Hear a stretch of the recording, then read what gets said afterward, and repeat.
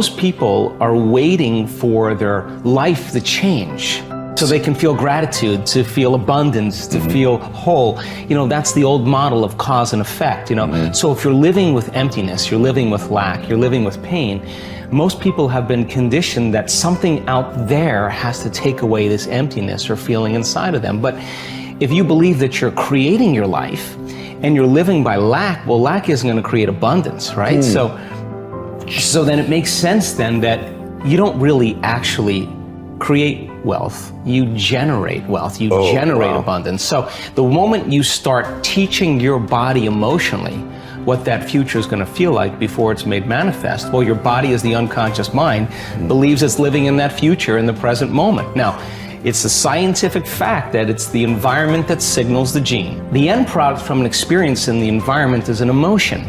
So when you begin to embrace an elevated emotion, you're beginning to signal the gene ahead of the environment. What's the importance of that?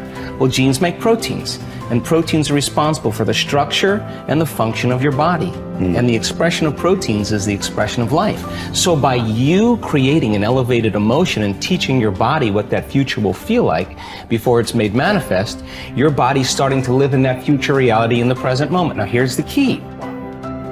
If you were able to become familiar with gratitude, become familiar with wholeness, become familiar with abundance, become familiar with freedom, and you're able to generate those chemicals every single day, more than likely you would be walking around feeling like your future has already happened, and you would no longer be looking for it to happen. You would already feel like it has happened. Now, what is the importance of that? Well, you're literally becoming somebody else. So you're leaving your lack, you're leaving your guilt, you're leaving your emptiness behind. Your personality, literally, Ed, is made up of how you think, how you act, and how you feel.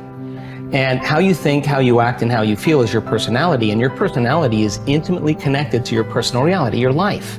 So then if you want to change your life, your personal reality, you got to change your personality. And here we go again. You got to start becoming conscious of your unconscious thoughts. You got to start noticing how you act, how you speak. You got to pay attention to how you're feeling. Some people would live in guilt their whole entire life and don't even know it's guilt because at least it feels like them. So then when you start doing that, you begin to objectify your subjective self. So then when you begin to make small changes, back to thought, a new thought should lead to a new choice. A new choice should lead to a new behavior. A new behavior should create a new experience, and a new experience should create a new emotion. And that new emotion is teaching your body chemically to understand what your mind has intellectually understood. Now your body is embodying the truth. I believe in human possibility, human potential, and I think that one of our biggest limiting beliefs is the belief of how limited we really are. And so my interest is to give people the science to begin to understand how powerful they really are. And I think that science really is the language that does that really well. And the new sciences like quantum physics and neuroplasticity, neuroscience, neuroendocrinology, psychoneuroimmunology, the mind-body connection, epigenetics, all of those sciences point the finger at possibilities. So I want to create a language for people from a philosophical or theoretical standpoint for them to begin to understand what's possible. But then I want to be able to have those people begin to wire that information in their brain completely, because learning is making new connections, right, in the brain. But remembering is maintaining and sustaining those connections. And it's so much easier to lose our vision than to remember it, right? So then we have to begin to hardwire the brain or install the neurological hardware in preparation for an experience. So the more people understand what they're doing and why, then the how gets easier. So I want to then set up the conditions in an environment, in a workshop where people can begin to apply or personalize what they learn so that they can have an experience. An experience then further enriches the brain. But the prize of an experience is an emotion. And once you start feeling unlimited, once you start feeling abundant, once you start feeling worthy, now you're teaching your body chemically to understand what your mind has intellectually understood. So knowledge is for the mind and experiences for the body, and people begin to embody the truth of that philosophy. Now, if they can repeat it over and over again, it'll become innate in them. It'll become natural. Second nature will become easy. They'll begin to master that philosophy. So I want people to begin to understand that thoughts are very powerful. Feelings drive our thoughts, and that they can begin to create a better life for themselves once they understand some of these principles. Your capability is constant, but how much of it you use depends upon the identity you have for yourself. For example, if you feel certain that you are an outgoing, outrageous person, you'll tap the resources of behavior that match your identity. Whether you see yourself as a wimp or a wild man, a winner or a wallflower, will instantly shape which capabilities you access. You may have read the book Pygmalion in the classroom, which details the dramatic change in students' performance when they become convinced that they are gifted. Time and again, researchers have shown that students' capabilities are powerfully impacted by the identities they develop for themselves as the result of teachers' belief in their level of intelligence. In one study, a group of teachers were told that certain students in their classes were truly gifted and to make sure that they challenged them to continue to expand. As can be expected, these children became the top achievers in their class. What makes this study significant is that these students had not actually demonstrated higher levels of intelligence. And in fact, some had previously been labeled poor students. Yet it was their sense of certainty that they were superior, which had been instilled by a teacher's false belief, that triggered their success. The impact of this principle is not limited to students. The kind of person other people perceive you to be controls their responses to you. Often this has nothing to do with your true character. For example, if a person sees you as a crook, even if you're an honest person and do good things, this person will search for the sinister motive behind your acts. What's worse is that after making a positive change, we often allow others in our environment who have not changed their image of us to anchor our own emotions and beliefs back into our old behaviors and identities. We all need to remember that we have tremendous power to influence the identities of those we care about most. The best effect of fine persons is felt after we have left their presence. Ralph Waldo Emerson. We all will act consistently with our views of who we truly are, whether that view is accurate or not. The reason is that one of the strongest forces in the human organism is the need for consistency. Throughout our lives, we've been socialized to link massive pain to inconsistency and pleasure to being consistent. Think about it. What labels do we attach to people who say one thing and then do another, who claim to be one way and then behave another? We call them hypocritical, fickle, unstable, unreliable, wishy-washy, scatterbrained, flaky, untrustworthy. Would you like to have these labels attached to you? Would you even like to think of yourself in this way? The answer is obvious. A resounding no as a result whenever we take a stand, especially a public stand, and state what we believe, who we are, or what we're about. We experience intense pressure to remain consistent with that stand, regardless of what that inflexibility may cost us in the future. Conversely, there are tremendous rewards for remaining consistent with our stated identities. What do we call people who are consistent? We use words like trustworthy, loyal, steady, solid, intelligent, stable, rational, true blue.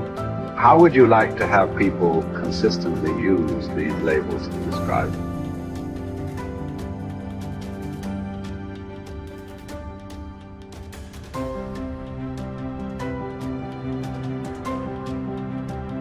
Becomes irrevocably tied to your ability to avoid pain and gain pleasure. Life is a game we are all bound to lose. The man who looks for the morrow without worrying over it knows a peaceful independence and a happiness beyond all others. Whoever has said, "I have lived," receives a windfall every day he gets up in the morning. Confronting the worst case scenario saps it of much of its anxiety, inducing power. Happiness reached via positive thinking can be fleeting and brittle. Negative visualization generates a vastly more dependable calm. It is a ridiculous thing for a man not to fly from his own badness, which is indeed possible, but to fly from other men's badness, which is impossible. Hour by hour resolve firmly to do what comes to hand with dignity and with humanity, independence, and justice. Allow your mind freedom from all other considerations. This you can do if you will approach each action as though it were your last, dismissing the desire to create an impression, the admiration of self, the discontent with your lot. See how little man needs to master for his days to flow on in quietness and piety. He has but to observe these few counsels, and the gods will ask nothing more. When force of circumstance upsets your equanimity, lose no time in recovering your self-control, and do not remain out of tune longer than you can help. Habitual recurrence to the harmony will increase your mastery of it. If you apply yourself to study, you will avoid all boredom with life. You will not long for night because you are sick of daylight. You will be neither a burden to yourself nor useless to others. You will attract many to become your friends, and the finest people will flock about you. Life is neither a glorious highlight reel nor a monstrous tragedy. Every day is a good day to live and a good day to die. Every day is also an apt time to learn and express joy and love for the entire natural world. Each day is an apt time to make contact with other people and express empathy for the entire world. Each day is perfect to accept with indifference all aspects of being. Perhaps struggle is all we have because the God of history is an atheist and nothing about his world is meant to be. So you must wake up every morning knowing that no promise is unbreakable, least of all the promises of waking up at all. This is not despair. These are the preferences of universe itself. Verbs over nouns, actions over states, struggle over hope. And here are two of the most immediately useful thoughts you will dip into. First, that things cannot touch the mind. They are external and inert. Anxieties can only come from your internal judgment. Second, that all these things you see will change almost as you look at them, and then will be no more. Constantly bring to mind all that you yourself have already seen change. The universe is change. Life is judgment. Each of us is impermanent wave of energy folded into the infinite cosmic order. Acknowledgement of the fundamental impermanence of ourselves unchains us from the strictures of living a terrestrial life stuck like a needle, vacillating between the magnetic pull of endless desire and the terror of death. Once we achieve freedom from any craving and all desires, and we are relieved of all titanic fears, we release ourselves from living in perpetual distress. Once we rid ourselves from any impulse to exist, we discover our true place in the universal order. The composition of our life filament is exactly right when we accept the notion of living and dying with equal stoicism.